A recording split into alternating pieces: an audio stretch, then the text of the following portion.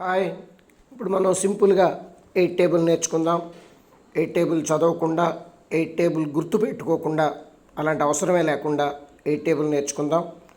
So tables ఏవి single డిజిట్గా ఉండవు, 0 8 అనుకుందాం.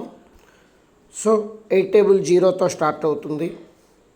0 తర్వాత 1 2 3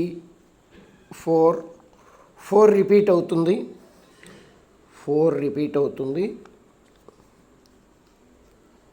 5 6 7 8 0 నుంచి 8 దాకా రాసుకున్నాం. ఇప్పుడు 8 టేబుల్ కాబట్టి ఇప్పుడు 10th డిజిట్ ఫిలప్ చేద్దాం. బదులు స్థానం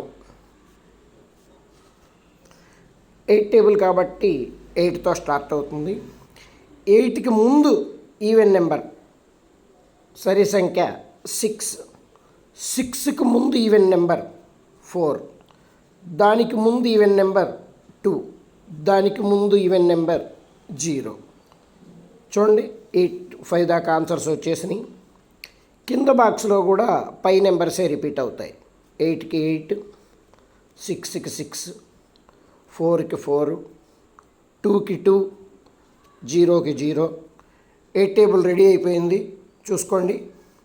8 1 जा 8, 8 2 जा 16, 8 3 जा 24, 8 4 जा 32, 8 5 जा 40, 8 6 जा 48, 8 7 जा 56, 8 8 जा 64, 8 9 जा 72, 8 10 जा 80.